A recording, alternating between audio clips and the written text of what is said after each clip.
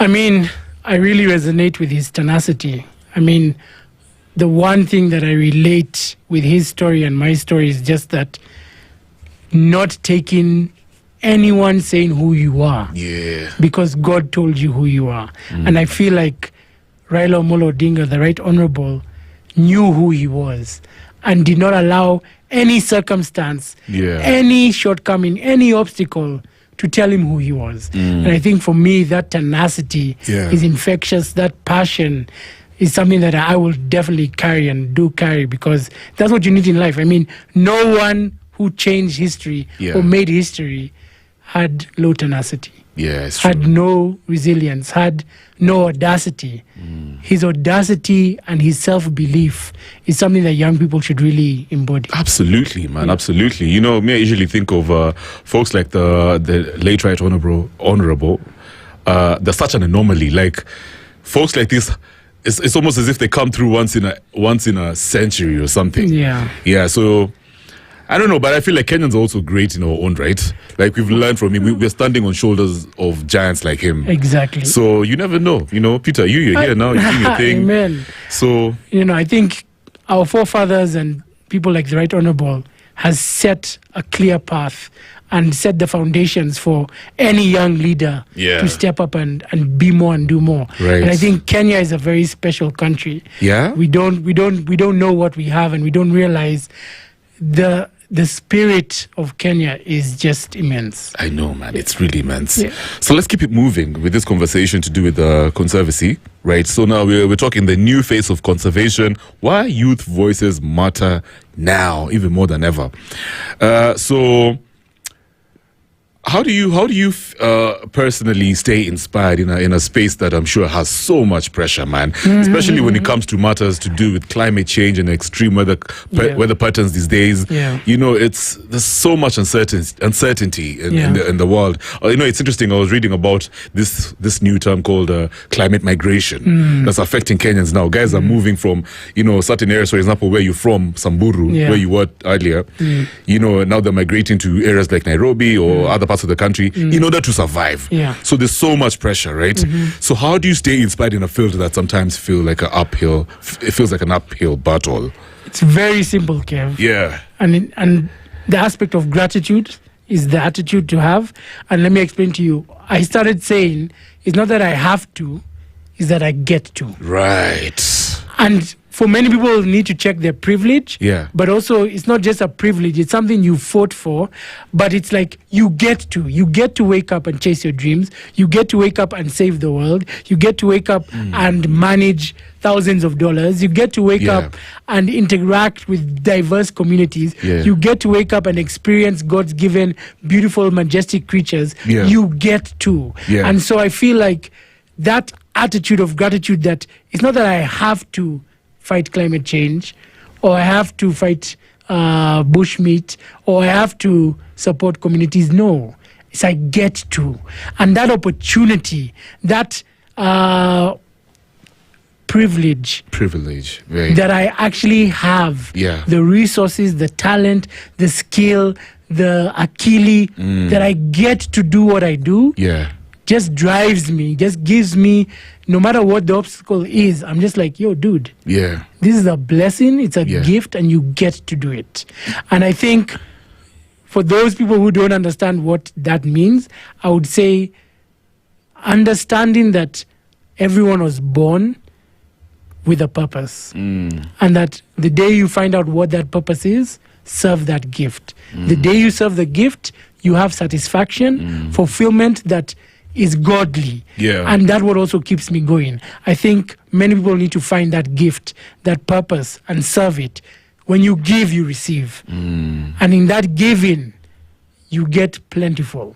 So I think that also keeps me going. It's just understanding I have a purpose, and in serving my gift, I get. So I want you to clarify something and talk about it even more. The last time you had a conversation, you said, the planet doesn't need saving, we do. What does that even mean, man? When I reflect on those words, I'm just like, okay, pull up, hold up. Let's go back, you know, to those very powerful words. What did you mean exactly? You know, the one thing that we don't realize is that nature is resilient. And if we just got out of the way, nature could actually fix itself. And nature for nature, of course we're part of nature, but nature for nature can sort itself out. But because we are doing so much interference in the negative aspect, we are the ones who need the clean water. Wow. We are the ones who need the clean air. We are the ones who need the stable climate. We are the ones who need the food security. We are the ones who need the saving.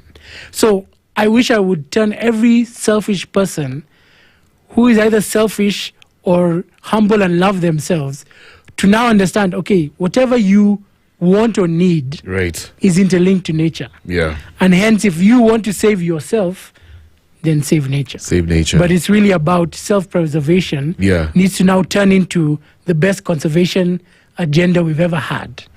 And that's what I really think needs to happen. If we're all about self, if we've all grown now to individualism, capitalism, then what are we doing about it? What are we doing about self-preservation? What are we doing about securing the future by securing nature?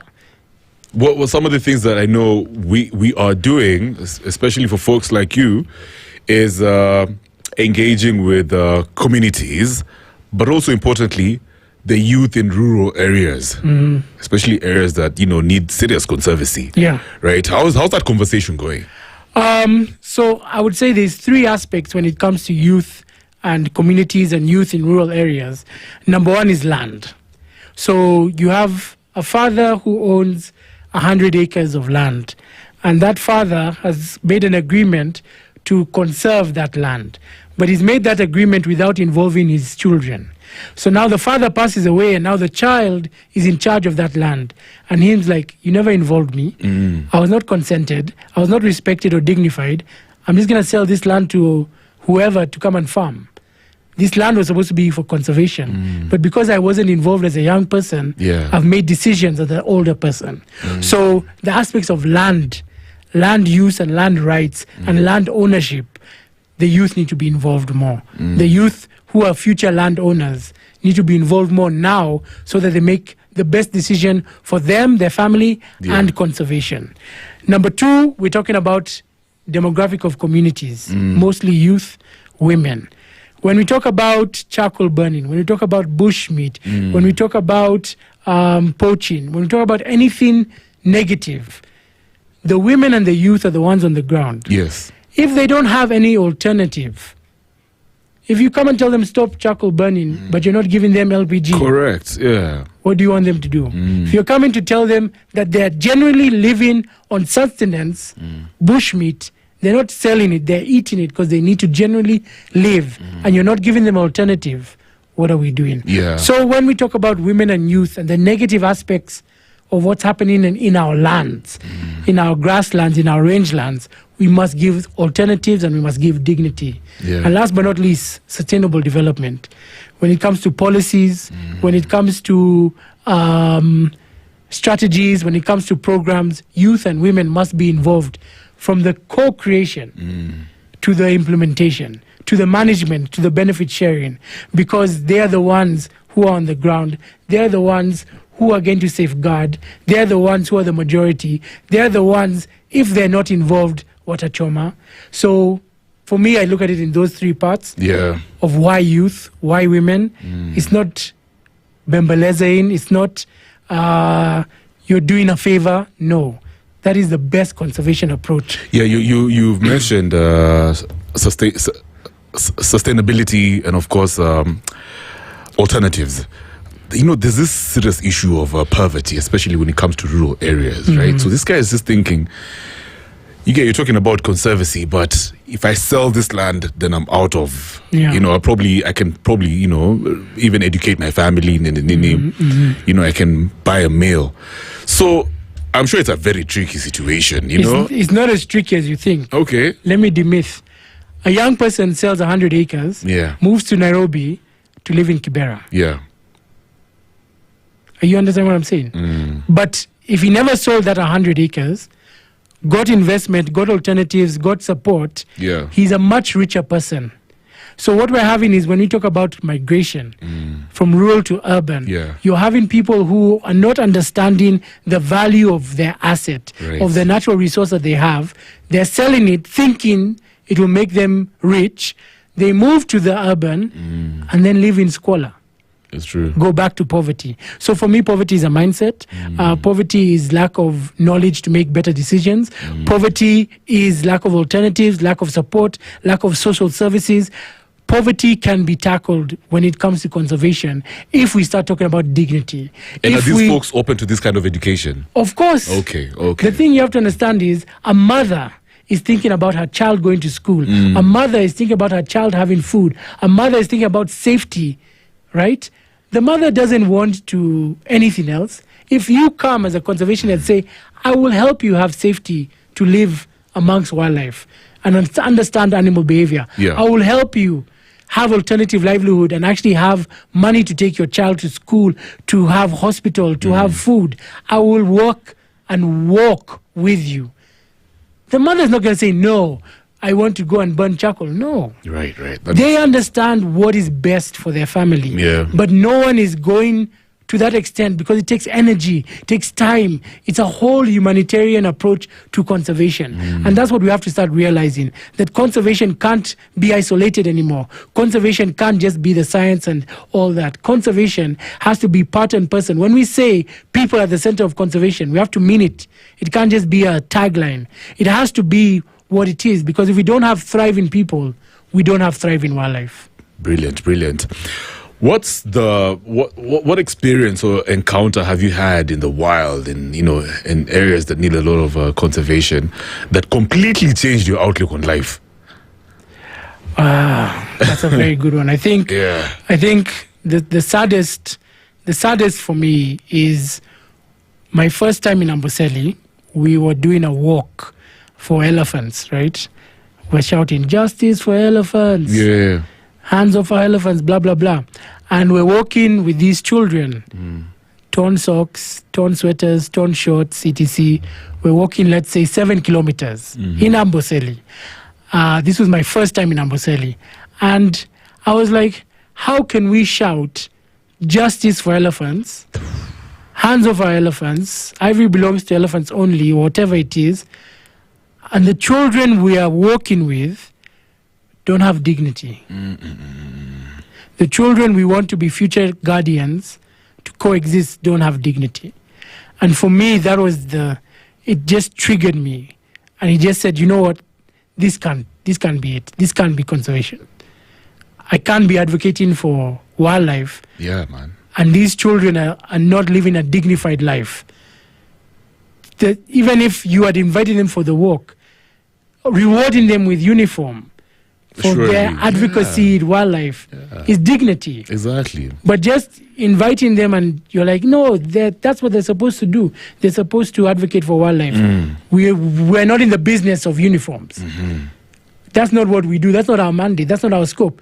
Get out of your way. Stop making excuses.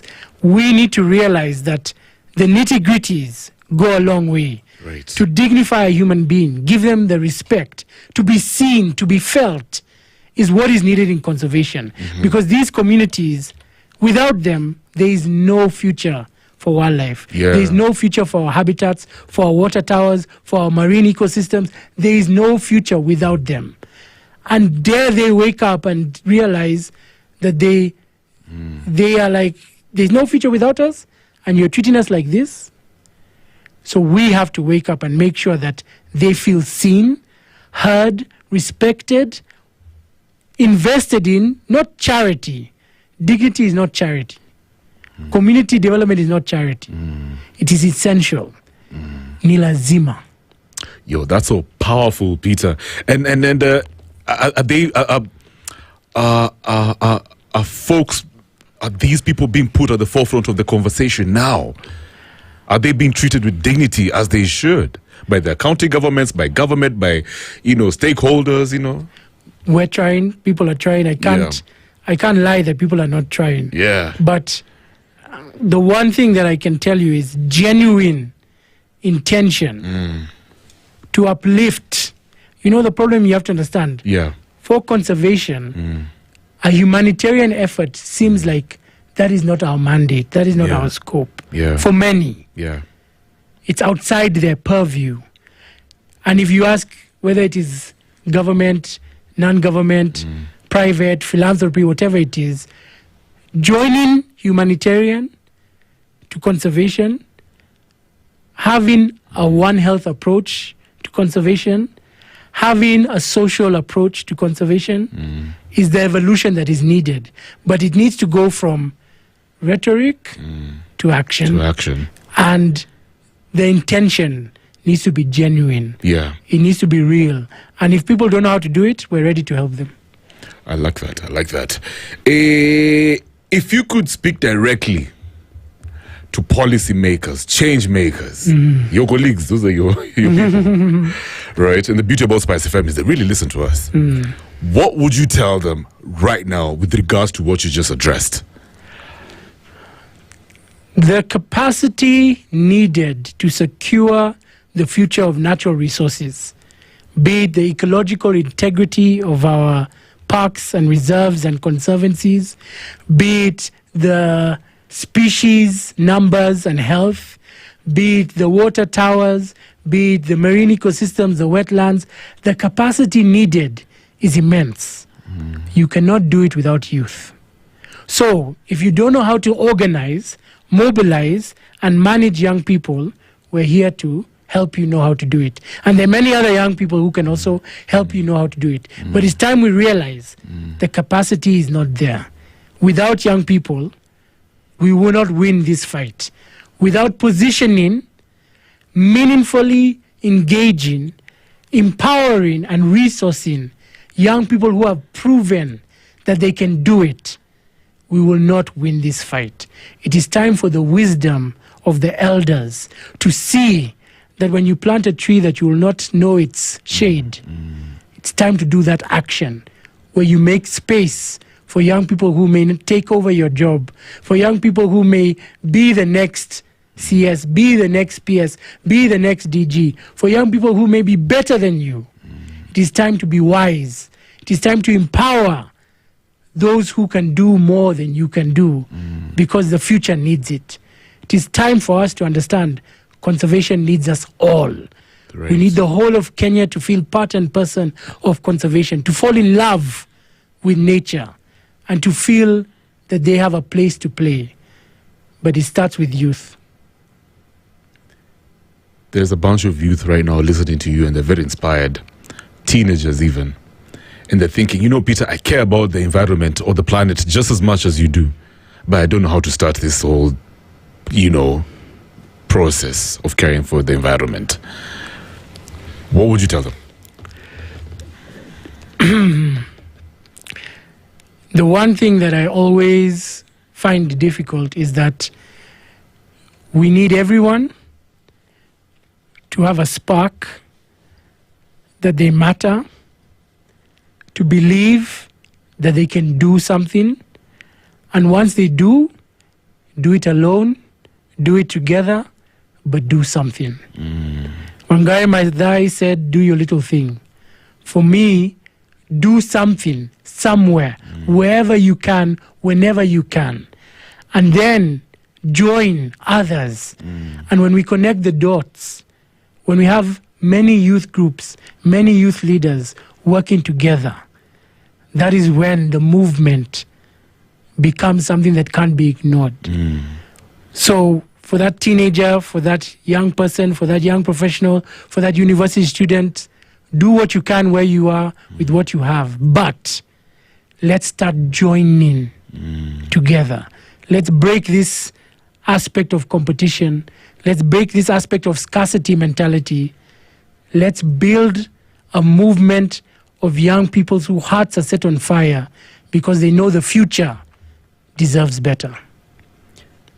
Finally, when it comes to your dream for this country with regards to conservation, the environment, youth, what do you foresee happening in the next 20 years with regards to this trajectory? Yeah. With this current trajectory? Yeah.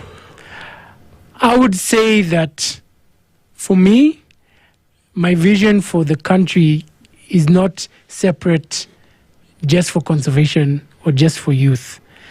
I would say it's about how do we position the right people in the right place to make the cogs move and the machine to work efficiently and effectively? How do we allow merit to overshadow anything else? How do we allow talent, gifts, and Achille to shine beyond tribalism and anything else?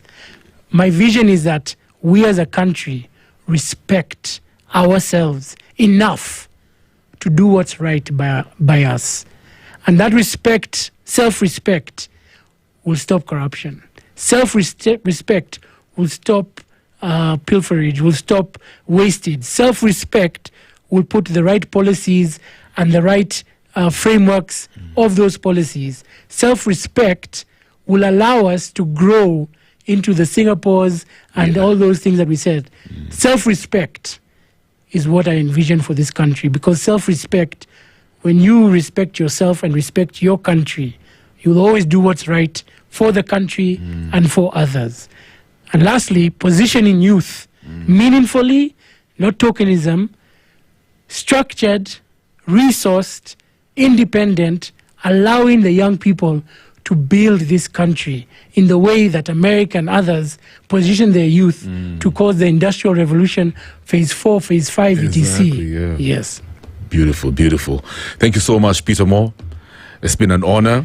And before I let you go, maybe somebody wants to partner with you in one way or the other. They're excited about joining your movement or anything. What's your email?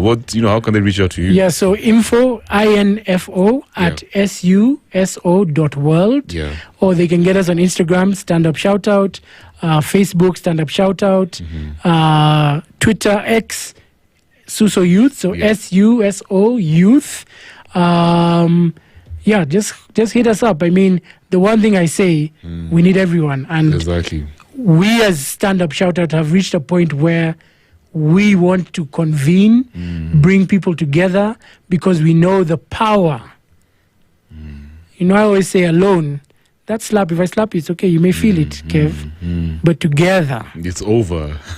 That's it. And that's what we're telling everyone. And there's a power in coming together. Right. And I think as young people, now is the time. Yeah. Brilliant. Thanks a lot, Peter. Asante. Keep on being very resourceful and valuable to our country, Kenya. Asante sana, Mati. Asante. Sawa. When we come back, stories